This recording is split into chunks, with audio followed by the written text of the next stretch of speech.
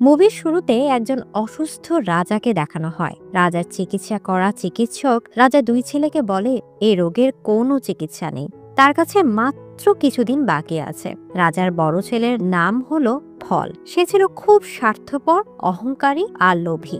তাই সে বলে আমি রাজা হওয়ার জন্য প্রস্তুত। অন্যদিকে রাজার ছোট ছেলে ফ্রেড, সে খুব দয়ালু এবং সৎ। সে তার বাবাকে বলে আমি আমার শেষ নিঃশ্বাস থাকা পর্যন্ত আপনার সেবা করব। তখন সেখানে থাকা রাজ্যের প্রধান সিপাহী সিম্বা চিকিৎসককে বলে রাজাকে বাঁচানোর একটা উপায় আছে, যার দ্বারা আমাদের রাজাকে সুস্থ করানো সম্ভব। আমাদের রাজ্যের শেষ সীমান্তে রহস্যময় অন্ধকার জঙ্গলের ওপারে একটি রাজ্য রয়েছে, যেখানকার কুয়ায় অমৃত পানি রয়েছে। সেই অমৃত পানি পান করলে যে কোনো রকমের রোগ ভালো হয়ে যায়। এটা শুনে রাজার ছোট ছেলে ফ্রেড বলে আমি আপনার জন্য সেই অমৃত পানি আনতে যাব। তখন ফ্রেডের বড় ভাই তাকে বাধা দেয় আর বলে তোমার সেখানে যাওয়া দরকার নেই, কারণ সেখানে থাকা সেই অন্ধকার জঙ্গল খুবই ভয়ানক এবং বিপজ্জনক। এটা পার হওয়া এত সহজ নয়, কেননা এখনো তুমি বাইরের দুনিয়া সম্পর্কে কিছুই জানো না। এজন্য সে অমৃত পানি আনতে আমি যাব। তাই ফল তার বাবার কাছে অনুমতি নিয়ে রাজপ্রাসাদ থেকে বেরিয়ে আসে। এ সময় রাজ্যের সেনাপ্রধান সিম্বা ফলকে সতর্ক করে বলে ওই রহস্যময় জঙ্গলে সাবধান থাকবে আর কোনো রকম ছলনায় পড়বে না। কিন্তু অহংকারী ফল তার কথার কোনো গুরুত্ব দেয় না এবং তাকে অপমান করে বলে কোনো চাকরের উপদেশ আমি চাই না। এরপর সে ঘোড়া চড়ে সেখান থেকে বেরিয়ে পড়ে। এরপরে আমরা দেখতে পাই ফল অন্ধকার জঙ্গলে পৌঁছে গেছে। সামনে এগোতে এগোতে সে গাছের মধ্যে চিহ্ন দিয়ে রাখে, যাতে সে রাস্তা ভুলে না যায়। এদিকে ফ্রেড তার অসুস্থ বাবার সেবা যত্ন করে, আর অন্যদিকে ফল জঙ্গলের মধ্যে রাস্তা হারিয়ে ফেলে। সে যেদিকে যেতে চায় না কেন ঘুরে ফিরে আবার একই জায়গায় ফিরে আসে। তখন সেখানে ফল একজন মহিলাকে দেখতে পায়। সে মহিলা ফলকে বলে মনে হয় তুমি রাস্তা হারিয়ে ফেলেছো। ফল বলে হ্যাঁ, আমি রাস্তা হারিয়ে ফেলেছি। এখন তুমি আমাকে বলো আমি জঙ্গল পার করে দ্বিতীয় সেই রাজ্যে কিভাবে যাব? হ্যাঁ, অবশ্যই আমি তো তোমাকে সেটা বলবো, কিন্তু তার আগে তুমি কি আমাকে কিছু খাবার দিতে পারবে? কারণ আমি অনেক ক্ষুধার্ত। তখন অহংকারী ফল বলে আমার কাছে তোমার মতো ভিখারির জন্য কোনো খাবার নেই। তোমার রাস্তা বলতে মন চাইলে বলো, না হলে আমি নিজেই খুঁজে বের করে নেব। আর এমনিতেই আমি এখন রাজা হতে যাচ্ছি। এই কথা বলে সে সামনের দিকে এগিয়ে যেতে থাকে। তখন সে মহিলাটি তার নাক থেকে রহস্যময় ধোঁয়া বের করতে থাকে, আর সেই ধোঁয়া পুরো জঙ্গলে ছড়িয়ে পড়ে, যার কারণে ফল তার চারপাশে কোনো কিছুই দেখতে পায় না। এই জন্য সে ঘোড়া থেকে নেমে যায়। কিন্তু তখন তার সাথে কিছু রহস্যময় ঘটনা ঘটে, যার ফলে সে আহত হয়ে জ্ঞান হারিয়ে ফেলে। এরপর সেই মহিলাটি জঙ্গলে ছড়িয়ে পড়া ধোঁয়াগুলোকে আবার নাক দিয়ে টেনে নেয়। কিন্তু এই জঙ্গলের মধ্যে খারাপ শক্তিও থাকে। সেই খারাপ শক্তি অজ্ঞান অবস্থায় পড়ে থাকা ফলের কান দিয়ে মস্তিষ্কে ঢুকে যায়। এরপর আমরা দেখতে পাই ফলে সে ঘোড়াটি রাজপ্রাসাদে ফিরে এসেছে। তখন প্রধান সেনাপতি সিম্বা রাজাকে বলে যে ফলের ঘোড়াটি একাই রাজপ্রাসাদে ফিরে এসেছে, এর মানে হলো তার সাথে কিছু তো খারাপ হয়েছে। তখন ফ্রেড বলে সে অমৃত পানি এবং আমার ভাইকে খুঁজতে এবার আমি যাব। কিন্তু তার বাবা তাকে যেতে বাধা দিয়ে বলে আমি জানি না তোমার বড় ভাই কোন অবস্থায় রয়েছে, তাই আমি এখন আর তোমাকে কোনো সমস্যায় ফেলতে চাই না। কিন্তু ফ্রেড তার বাবার কোনো কথাই শোনে না। সে জোর করে তার বাবার কাছে অনুমতি নিয়ে নেয়। এরপর সে রাজপ্রাসাদ থেকে বের হওয়ার সময় রাজ্যের প্রধান সেনাপতি সিম্বা তাকে বলে জঙ্গলে চলার সময় সতর্ক থাকবে আর সব সময় দেখে শুনে পদক্ষেপ নেবে আর নিজের লক্ষ্য থেকে কখনোই সরে যাবে না। ফ্রেড বলে ঠিক আছে এবং সে ঘোড়ায় চড়ে সেই অমৃত প্রাণীর উদ্দেশ্যে বেরিয়ে পড়ে। কিছুক্ষণের মধ্যে সে সেই অন্ধকার জঙ্গলে পৌঁছে যায়। জঙ্গলে কিছু দূর সামনে এগিয়ে যেতেই সে একই সেই মহিলাকে দেখতে পায়, যার সাথে প্রথমে তার ভাইয়ের দেখা হয়েছিল। ফ্রেড তখন সেই মহিলাটিকে সামনে এগিয়ে যাওয়ার রাস্তা জিজ্ঞেস করে। এটা শুনে সেই মহিলাটি ফ্রেডের কাছে কিছু খাবার চায়। ফ্রেড অনেক দয়ালু হওয়ায় তার সাথে থাকা খাবারগুলো সেই মহিলাটিকে দিয়ে দেয়। এটা দেখে সেই মহিলাটি অনেক খুশি হয়ে যায়। তাই সে ফ্রেডকে একটি রাস্তা দেখিয়ে বলে তুমি এই রাস্তা দিয়ে সোজা চলে যাও। এই রাস্তা শেষ হলে তুমি একটা রাজ্যে পৌঁছে যাবে যেখানে অমৃত পানি মজুদ রয়েছে। ফ্রেড তাকে ধন্যবাদ জানায়, কিন্তু সেই মহিলা তার কাছে কিছু স্বর্ণের মোহর চায়। তখন ফ্রেড তার ব্যাগে থাকা সব কয়টি স্বর্ণের মোহর সেই মহিলাটিকে দিয়ে দেয়। এটা দেখে সেই মহিলাটি ফ্রেডকে বলে তুমি একজন সৎ এবং দয়ালু, এজন্য আমি তোমাকে সেই অমৃত পানি পেতে সম্পূর্ণ সাহায্য করব। ফ্রেড তাকে জিজ্ঞেস করে সেটা কিভাবে। সেই মহিলাটি ফ্রেডকে বলে, তুমি যে রাজ্যে যাচ্ছ সেই রাজ্যের রাজপ্রাসাদে প্রবেশ করতে হলে সেখানে থাকা একটি বাঘের মূর্তির মুখে হাত দিয়ে একটি বোতাম চাপ দিতে হবে, তখনই সেই রাজপ্রাসাদের দরজাটি খুলে যাবে। কিন্তু সেই রাজ্যের মধ্যে খারাপ শক্তিরও প্রভাব রয়েছে, তবে সেই রাজ্যের সকল মানুষ মূর্তিতে পরিণত হয়ে গিয়েছে। কিন্তু সেখানে তুমি এমন একজনকে পাবে, তাকে যদি তুমি ঠোঁট দিয়ে স্পর্শ করো তাহলে সে জেগে উঠবে। এরপর তোমাকে সেখানে 3টি পরীক্ষা দিতে হবে। এই সব কিছু শুনে ফ্রেড মহিলাটিকে জিজ্ঞেস করে, আপনি কে আর আপনি এত কিছু কিভাবে জানেন? তখন সেই মহিলাটি ফ্রেডকে বলে, আমি এই জঙ্গলের দেবী, আমার কাজ হলো ভালো শক্তির উৎসাহ বাড়ানো আর খারাপ অপশক্তিকে মুছে ফেলা। তখন ফ্রেড সেই মহিলাকে জিজ্ঞেস করে, তুমি কি আমার ভাইয়ের বিষয়ে কোনো কিছু বলতে পারো? মহিলাটি বলে, হ্যাঁ, আমি জানি সে খুব অহংকারী আর লোভী, এজন্য কালো অপশক্তি তাকে পথ ভ্রষ্ট করে দিয়েছে। এরপর সেই মহিলাটি অদৃশ্য হয়ে যায়। তখন ফ্রেড তাকে জিজ্ঞেস করে, আমি আমার ভাইকে কোথায় পাবো? তখন শুধু সেই মহিলার কণ্ঠস্বর শোনা যায়। সে বলে, সর্বপ্রথম তুমি আগে সে অমৃত পানি সংগ্রহ করে নিয়ে এসো এবং কালো অপশক্তি থেকে সাবধানে থেকো এবং তার কোনো প্রতারণায় পড়িও না। এরপর ফ্রেড সে মহিলার দেখানো রাস্তা ধরে এগিয়ে যায় এবং এক পর্যায়ে সে রাজ্যেও পৌঁছে যায়। সেখানে দেখা দুর্গের বাইরে সে একটি বন্ধ গেট দেখতে পায়। তখন ফ্রেড গেটের সামনে বাঘের বানানো মূর্তির মুখে হাত দিয়ে সেই বাটনটি চাপ দেয়, যার ফলে সেই গেটটি খুলে যায় এবং সে গেট দিয়ে ভেতরে ঢুকে পড়ে এবং দুর্গের ভেতরটি দেখতে অদ্ভুত এবং বিস্ময়কর। রাজ্যের সব মানুষ পাথরের মূর্তিতে পরিণত হয়ে গিয়েছে। যে যেই অবস্থাতে ছিল সে সেই একই অবস্থাতে মূর্তিতে পরিণত হয়ে গিয়েছে। ফ্রেড মূর্তিগুলোকে পাশ কাটিয়ে রাজপ্রাসাদের ভেতরে ঢুকে পড়ে। রাজপ্রাসাদের ভেতরটি দেখে এমন মনে হচ্ছিল যে এখানে বিগত কয়েক বছর যাবৎ কেউ আসেনি। ফ্রেড সেখানে পাথরে পরিণত হওয়া সেই রাজ্যের প্রধান সেনাপতির মূর্তিও দেখতে পায় এবং পুরো মহলে কালো অপশক্তির ধোঁয়া সব জায়গায় দৃশ্যমান হয়ে থাকে। সেখানে একটি দেয়ালে সেই রাজ্যের রাজকুমারী লিন্ডার ছবি দেখা যায়। তখন ফ্রেড একটি ঘরের ভেতরে যায়। সেই ঘরে থাকা বিছানায় রাজকুমারী ঘুমিয়ে রয়েছে। রাজকুমারী বাকি লোকেদের মতো পাথরে পরিণত হয়নি এবং সে স্বাভাবিক ছিল, কিন্তু তার শরীরে কোনো নড়াচড়া ছিল না। ফ্রেড তাকে জাগানোর চেষ্টা করে, কিন্তু সে জ্যান্ত লাশের মতো হয়ে গেছে। তখন ফ্রেডের জঙ্গলে সেই দেবীর বলা কথা মনে পড়ে যায় এবং সে রাজকুমারীর ঠোঁটে একটা চুমু দেয় এবং রাজকুমারী অচেতন অবস্থা থেকে পুনরায় আগের মতো হয়ে যায়। রাজকুমারী লিন্ডাকে অপরিচিত কেউ কিস করে সে রেগে যায় এবং সে ফ্রেডকে বলে, তুমি কে আর তোমার এত সাহস হয় কিভাবে আমার রুমে এসে আমাকে কিস করার? সে বলে, আমি ফ্রেড, আমি আমার বাবাকে বাঁচানোর জন্য অমৃত পানি নিতে এসেছি। তখন লিন্ডা বলে, আমার কিছু মনে পড়েছে, আমি কোনো এক কালো অভিশাপের কারণে 3 বছর ধরে অজ্ঞান হয়েছিলাম, আর তুমি যে অমৃত পানির জন্য এখানে এসেছো সেটা পাওয়া এত সহজ না। ফ্রেড বলে, সেটা পাওয়া কঠিন কেন? লিন্ডা তখন ফ্রেডকে সেখানে নিয়ে যেতে শুরু করে যেখানে ওই অমৃত পানিটি পাওয়া যায়। আর যেতে যেতে লিন্ডা ফ্রেডকে বলে, সে অমৃত পানি পেতে হলে তোমাকে 3টি পরীক্ষায় উত্তীর্ণ হতে হবে। প্রত্যেকটি পরীক্ষার জন্য তুমি 12 ঘন্টা সময় পাবে, আর অবশ্যই তোমাকে 12 ঘন্টা পূর্বেই সেই পরীক্ষাগুলোতে উত্তীর্ণ হতে হবে। আর যদি তুমি 12 ঘন্টার মধ্যে উত্তীর্ণ না হতে পারো তাহলে তুমিও সেই কালো অভিশাপের কারণে মূর্তিতে পরিণত হয়ে যাবে। এরপর লিন্ডা সেই কুয়োর কাছে পৌঁছে ফ্রেডকে বলে, এটা আমাদের রাজ্যের অনেক পুরনো কুয়ো, এটি আমাদের বংশ পরম্পরা থেকে রয়েছে, কিন্তু তুমি সব জায়গায় যে কালো ধোঁয়াগুলো দেখতে পাচ্ছ সেগুলো কালো অপশক্তির অভিশাপ, যার কারণে এই কুয়োর পানি শুকিয়ে গিয়েছে আর আমাদের রাজ্যের সকল মানুষ পাথরে পরিণত হয়ে গিয়েছে, কারণ সেই কালো অপশক্তি জানতো যে এই কুয়ার পানি দ্বারা সে অভিশাপ থেকে মুক্তি পাওয়া যাবে, তাই সে অভিশপ্ত কালো শক্তি কুয়ার পানি শুকিয়ে দিয়েছে। যদি তুমি পরীক্ষাগুলো দিয়ে সফল হয়ে এই অভিশপ্তকে ভাঙতে পারো তাহলে এই কুয়োর অমৃত পানি আবার ফিরে আসবে। এটা শুনে ফ্রেড জিজ্ঞেস করে, এর জন্য আমাকে প্রথমে কি করতে হবে? লিন্ডা বলে, আমি তো বেশি কিছু জানি না, তবে এটুকু জানি প্রথম পরীক্ষা শুরু করতে হলে তোমাকে এই কুয়োর চিহ্নিত স্থানের উপর হাত রাখতে হবে। তাই ফ্রেড সে স্থানে হাত রাখে এবং তারপর সেখানে মাটির নিচ থেকে একটি দরজা বের হয়। তখন লিন্ডা বলে, তাড়াতাড়ি করে দরজার ভেতরে ঢুকো, বেশি সময় নেই, 12 ঘন্টা পূরণ হওয়ার আগেই তোমাকে পরীক্ষায় উত্তীর্ণ হয়ে আসতে হবে। তাই তারা দুজনে সেই গেট দিয়ে ভেতরে চলে যায় আর একটা বাগানে পৌঁছে যায়।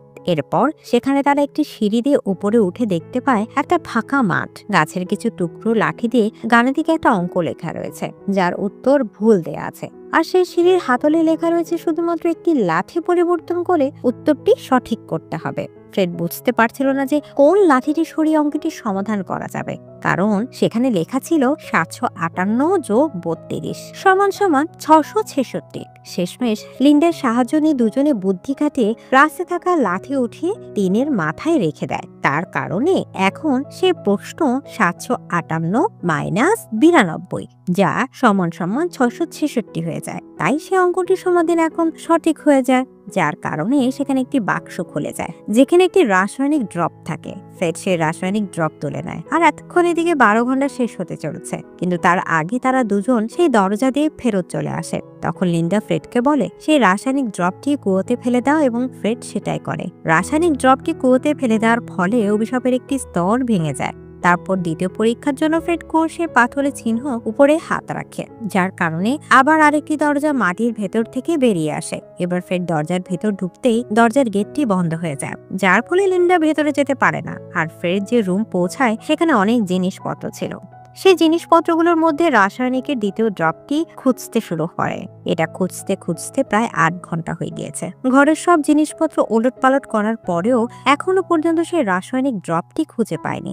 এমন সময় ঘরের দেয়ালগুলো কাঁপতে শুরু করে, আর তখনই ফ্রেডের চোখ যায় ঘরের দেয়ালে লাগানো একটা ছবির উপর। কিন্তু এতক্ষণে 11 ঘন্টা হয়ে গিয়েছে, আর বাইরে লিন্ডা ফ্রেডের জন্য খুব চিন্তিত হয়ে পড়ে। এদিকে ফ্রেড যখন সেই ছবিটি দেয়াল থেকে নামিয়ে দেখে তখনও কোনো কিছুই পায় না। এতে সে হতাশ হয়ে যায়। এবার শেষবারের চেষ্টা মতে সেই ছবিটি যেখানে লাগানো ছিল সেই জায়গাটিতেও ভাঙতে থাকে। শেষমেশ ফ্রেড সেখানে সেই দ্বিতীয় রাসায়নিক ড্রপটি খুঁজে পায়, যেটা দিয়ে সে খুব দ্রুত দরজার বাইরে ফিরে আসে। খুশিতে আত্মহারা হয়ে লিন্ডা ফ্রেডের গলা জড়িয়ে ধরে। ফ্রেড আবার দ্বিতীয় রাসায়নিক ড্রপটি কুয়োতে ফেলে দেয়, যার কারণে অভিশাপের দ্বিতীয় স্তরটি ভেঙে যায়, আর কুয়ো থেকে অল্প অল্প পানি আসতে শুরু করে। এরপর তৃতীয় পরীক্ষার জন্য ফ্রেড সেই কুয়োর চিহ্নিত স্থানে হাত রাখে, এবং তৃতীয়বারের মতো মাটি থেকে একটি দরজা বেরিয়ে আসে। লিন্ডা বলে পরীক্ষাটি সব থেকে বেশি কঠিন। ভেতরে যে খারাপ শক্তিগুলো রয়েছে সেগুলো তোমাকে বিভ্রান্ত করার চেষ্টা করবে, যাতে তুমি 12 ঘন্টার মধ্যে সেই পরীক্ষাটিতে উত্তীর্ণ হতে না পারো। কিন্তু তুমি কোনো জাদুর ছলনায় আটকা পড়ো না।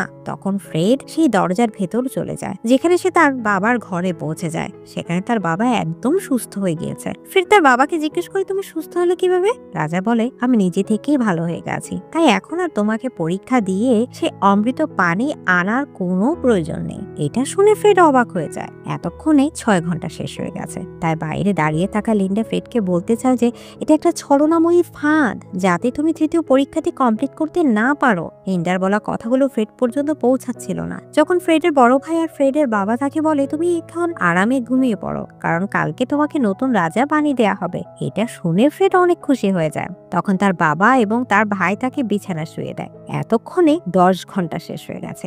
এর মধ্যে ফ্রেডের মনে পড়ে যায় লিন্ডা এবং সেই জঙ্গলের দেবীর কথা।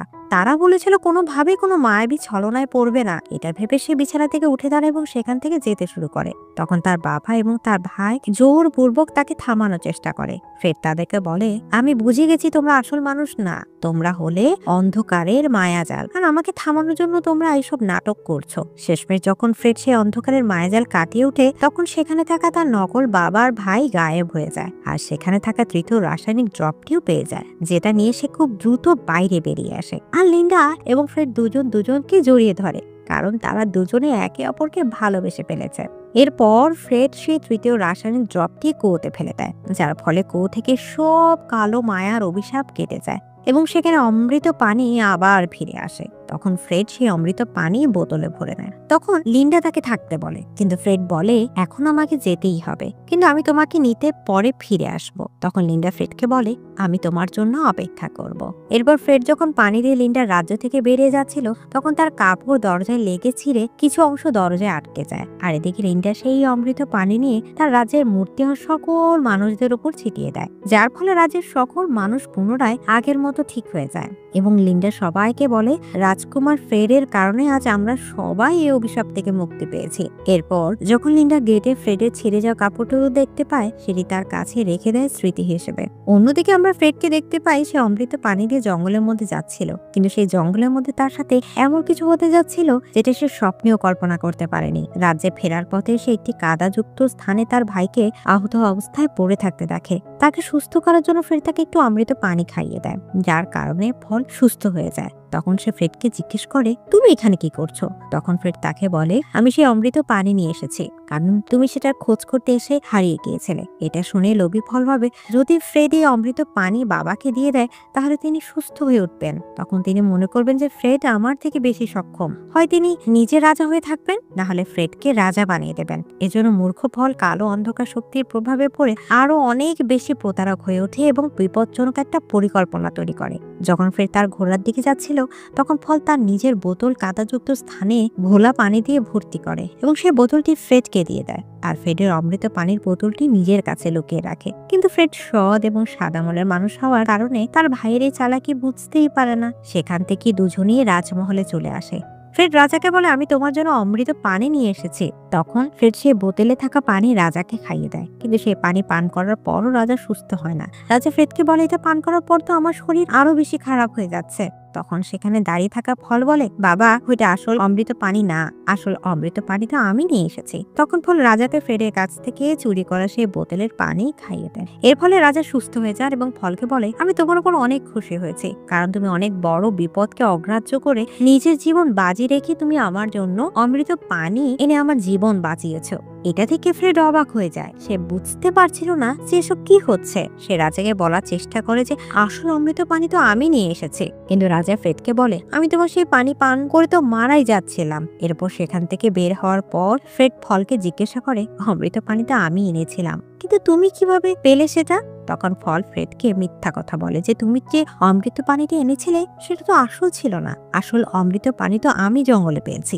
এটা শুনে ফ্রেড ফলকে বলে, তুমি মিথ্যা বলছো, কারণ তুমি রাজা হতে চাও। ফল বলে, এরকম কিছুই না। তখন ফ্রেড সেই বোতলের ময়লা পানি ফেলতে ফেলতে দেখিয়ে বলে, এই ময়লা পানিগুলো সেখানে ছিল যেখানে তুমি আহত অবস্থায় পড়েছিলে, আর আমি যে পানি নিয়ে এসেছিলাম সেটা পান করার পর তুমি সুস্থ হয়ে উঠেছিলে। এজন্য আমি এই সত্য কথাটি এখন বাবাকে বলে দেব। কিন্তু মূর্খ ফল ফ্রেডকে থামানোর চেষ্টা করে, কিন্তু ফ্রেড রাজার রুমে চলে আসে। কিন্তু দুর্ভাগ্যবশত রাজা ঘুমিয়ে রয়েছে। সেখানকার থাকা চিকিৎসক তাদেরকে বলে, এখন রাজাকে ঘুম থেকে উঠানো ঠিক হবে না। তাই ফ্রেড তার বাবাকে সত্যি কথাটি বলতে পারে না। এটা দেখে ফল অনেক খুশি হয়ে যায় এবং সে আরেকটি চালাকি করার সুযোগ পেয়ে যায়। আর কিছু সময় পর রাজা ঘুম থেকে জেগে উঠে। তখন ফল প্রথমে তার বাবার কাছে চলে আসে এবং তার বাবাকে উস্কে দিয়ে বলে, ফের তোমাকে মারতে চায়, সেজন্য সে আপনাকে বিষাক্ত ঘোলা পানি খাইয়ে দিয়েছিল। রাজা বলে, এমনটা সে করতেই পারে না, আর সে এমনটা কেন করবে, সে তো আমারই ছেলে। তখন ফল তার বাবাকে মিথ্যা কথা বলে যে ফ্রেড আপনাকে মেরে সে নিজে রাজা হতে চায়। রাজা এই কথা বিশ্বাস করে না। তখন ফল বিশেষ তথ্য থাকে একটি বই দেখে আবার মিথ্যা কথা বলে। এই বইটি আমি ফ্রেডের রুম থেকে পেয়েছি। ফলের কথার মাধ্যমে অন্ধকার কালো অপশক্তি রাজার কানের মধ্য দিয়ে তার ব্রেনে ঢুকে যায়, যার কারণে রাজাও এখন ফলের মতো কালো অন্ধকার শক্তির কবলে পড়ে যায়। তখন রাজা ফলকে বলে, ঠিক আছে, আমি ফ্রেডকে রাজ্য থেকে বের করে দিচ্ছি। তখন ফল রাজাকে বলে, সে যদি জীবিত থাকে সে আবার এসে আক্রমণ করতে পারে, এজন্য তাকে শিকার করার বাহানায় জঙ্গলে পাঠান, আর সেখানে আমাদের রাজ্যের সেনাপ্রধানকে দিয়ে তাকে হত্যা করান। পরের দিন ফের সেম্বার সাথে শিকার করতে বেরিয়ে পড়ে। আর সে সময় ফল রাজপ্রাসাদের এক জানালার কাছে দাঁড়িয়ে তাদের উপর দূরবীন দিয়ে নজর রাখে। কিছু সময় পর জঙ্গলে পৌঁছে ফের সেম্বাকে বলে, আমি নিরীহ পশুদের শিকার করতে পারবো না। সেম্বা বলে, আমি জানি আপনি একজন সৎ এবং উদার মনের মানুষ, কিন্তু আমি আপনাকে একটা সত্যি কথা বলতে চাই। তোমার বাবা আর ভাই আমাকে তোমার জন্য এই জন্য পাঠিয়েছে যাতে আমি তোমাকে হত্যা করতে পারি, কিন্তু আমি তোমার মতো এরকম ভালো একজন মানুষের সাথে এমনটা করতে পারবো না। তাই আমি তোমার বাবা ও ভাইয়ের বিশ্বাস অর্জন করার জন্য জঙ্গলে গুলি চালাবো, যাতে তাদের মনে হয় আমি তোমাকে মেরে ফেলেছি, আর তুমি এখন থেকে আর কখনো রাজ্যে ফিরে আসবে না, না হলে তারা এই সত্যটা জেনে যাবে এবং আপনাকে আর আমাকে মেরে ফেলবে। ফ্রেড বলে, ঠিক আছে। তখন সিম্বা জঙ্গলের ভেতর ফাঁকা গুলি ছোড়ে, যেটার আওয়াজ শুনে রাজপ্রাসাদে থাকা ফল মনে করে ফ্রেড মারা গেছে এবং সে অনেক খুশি হয়ে যায়। এবং এই কথাতেই ফল তার বাবা রাজাকে গিয়ে বলে। রাজা এই দুঃখের খবর শুনে তার কান দিয়ে সেই কালো অপশক্তি বেরিয়ে যায়, কিন্তু রাজা বুঝতেই পারছিল না যে সে কেন করেছে এটা। এদিকে জঙ্গলের মধ্যে ঘুরে বেড়াতে বেড়াতে ফ্রেড জঙ্গলের দেবীকে দেখতে পায়। তখন দেবী ফ্রেডকে বলে, আমি জানি তোমার ভাই তোমার সাথে কি করেছে, সে একজন খারাপ মানুষ, আর এখন সে কালো অপশক্তির প্রভাবে আরো খারাপ হয়ে গিয়েছে, আর তোমার ভাইয়ের মাধ্যমে ওই কালো অপশক্তির দ্বারা তোমার পিতার বোঝা সোনার শক্তি কেড়ে নিয়েছে। এটা শুনে ফ্রেড বলে, না, আমার রাজ্য চাই না, না আমি রাজা হতে চাই, আমি লিন্ডার কাছে যাচ্ছি আর তার সাথেই থাকবো। তখন দেবী বলে, তুমি যদি তোমার রাজ্যে ফেরত না যাও তাহলে সেই কালো অপশক্তি তোমার রাজ্যের সকল জায়গায় ছড়িয়ে পড়বে আর সব মানুষ ধ্বংস হয়ে যাবে। এজন্য তুমি তোমার রাজ্যে আবার ফিরে যাও, সব ঠিক হয়ে যাবে। তখন দেবীর কথা মেনে নিয়ে ফ্রেড রাজ্যে ফিরে যেতে শুরু করে। এদিকে রাজা ফলের ষড়যন্ত্রের শিকার হয়ে ফলকে নতুন রাজা বানানো ঘোষণা করতে যাচ্ছে। এজন্য রাজ্যের মধ্যে অনুষ্ঠানের আয়োজন করা হয়। এদিকে রাজকুমার ফ্রেড একটি কাপড় দিয়ে তার নিজের চেহারা লুকিয়ে রাজ্যের ভেতরে প্রবেশ করে এবং সে তার রাস্তা বলে সেই বন্ধুর সাথে দেখা করে। তার বন্ধু তাকে জীবিত দেখে অনেক খুশি হয়ে যায় আর বলে, আমি ভেবেছিলাম তুমি মারা গিয়েছো। অন্যদিকে অনেক সময় পার হয়ে যাওয়ার কারণে রাজকুমারী লিন্ডা নিজে ফ্রেডের সাথে দেখা করার জন্য বেরিয়ে পড়েছে। এরই মধ্যে রাস্তায় রাজকুমারীর সাথে জঙ্গলে দেবীর দেখা হয়। তখন জঙ্গলের দেবী লিন্ডাকে বলে, যত দ্রুত সম্ভব তুমি ফ্রেডের রাজ্যে যাও, নাহলে তুমি তাকে আর দেখতে পারবে না। এদিকে রাজপ্রাসাদ খুব সুন্দরভাবে সাজানো হয়েছে এবং সকল প্রজাদের উপস্থিতিতে রাজা ফলকে নতুন রাজা হিসেবে ঘোষণা করতে যাচ্ছিল। ফ্রেড রাজ্যের মানুষের ভেতরে মুখ ঢেকে উপস্থিত থাকে। রাজা ফলের মাথায় রাজপুকুর পরিয়ে দেওয়ার আগে লিন্ডা সেখানে পৌঁছে যায় আর সে রাজাকে বলে, আমি আপনার সেই ছেলেকে ধন্যবাদ জানাতে এসেছি যে সে অমৃত পানিকে অভিশাপ থেকে মুক্তি করেছে এবং আপনার রোগ সারিয়ে সুস্থ করে তুলেছে। তখন রাজা বলে, এটাই তো আমার সেই ছেলে। তখন লিন্ডা বলে, সে তো কখনোই আমার রাজ্যে আসেনি। তখন লিন্ডা রাজাকে ফ্রেডের সেই কাপড়ের টুকরো দেখায় যেটা সে তার রাজ্যের দরজায় পেয়েছিল। ফলে ধোঁকাবাজি ধরা পড়ে গেলে তখন সে আবার রাজাকে বিভ্রান্ত করার চেষ্টা করে, কিন্তু রাজা ফলকে বলে, আমি তোমার মিথ্যাচারের ফলে আমি আমার নিজের ছেলেকে হত্যা করে ফেলেছি। এটা শুনে লোকেদের মাঝে উপস্থিত থাকা ফ্রেড সামনে চলে আসে